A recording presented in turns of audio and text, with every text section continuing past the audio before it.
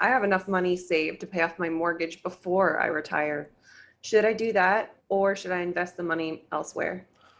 Yeah, I mean, it's kind of interesting. You can look at this purely financial in the sense that, the average rate of return on the S&P 500 over the long term is about 11%.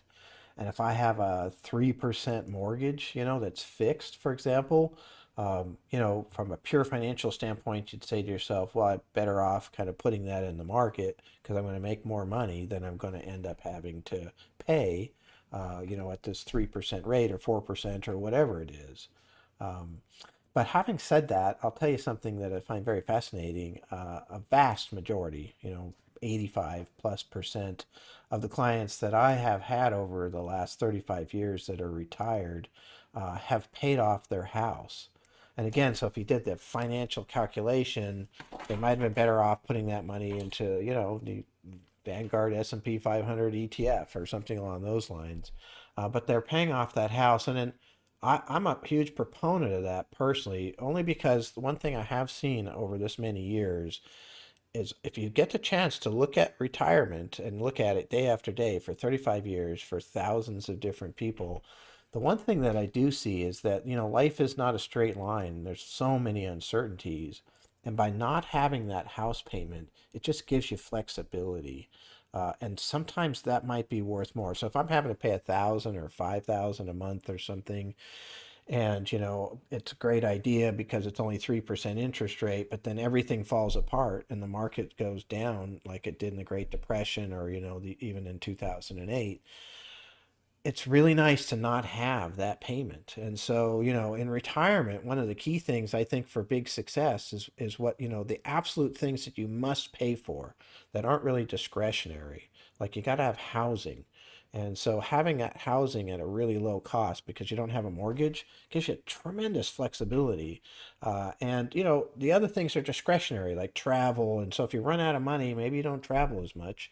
But if you still have to pay your mortgage, that's where it gets to be problematic. So reducing as much as possible the monies and bills that you must pay that are really, really hard to get out of gives you much more flexibility into your retirement when your income's going to be a bit more uncertain because you're relying kind of on the stock and bond market potentially to produce some of that growth and some of that income long term. So, the financial planner slash, maximize rate of return and build wealth in me says, oh yeah, just, keep putting that extra money into the market and because you're going to beat the cost of the mortgage. But again, when you really look at how this plays out, at least in my experience, that flexibility of having a very low overhead as far as retirement goes, I think can be really powerful, especially if things go south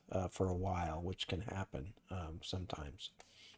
Is there any like reason that you should keep it like a mortgage, for those deductions on the interest rates? Is Yeah, that kind of like that's the important? reason. I mean, from pure financial standpoint, you get the deduction, the cost is fairly low, you can make more money in other places, right? I mean, those are the reasons that you would keep it. And so again, just from a pure financial standpoint of running the numbers, and I have no problem if somebody really wants to keep it and they've run the numbers and they can see why and they're willing to suffer through whatever consequences might happen if the markets fall apart, that's fine.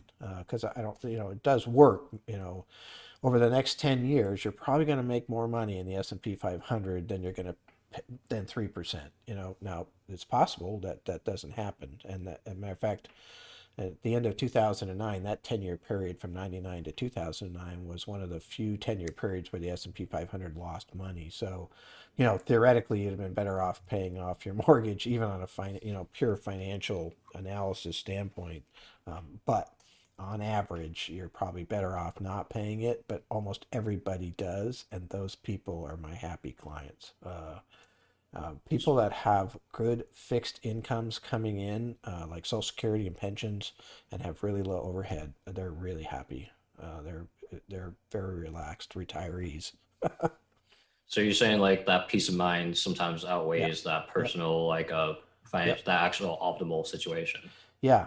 Yeah. Definitely. Again, there's like what you see on a spreadsheet, and then there's life, right? So it's two different things. And and again, I've done thousands and thousands of plans and lots of different appointments and lots of meetings. And yeah, I would say no doubt about it, the average retiree likes peace of mind more than that financial calculation. They want to have no debt, no credit card debt, no house debt. Now, not everybody's able to do this. I have lots of clients that do have some of these debts and they're working to pay them down.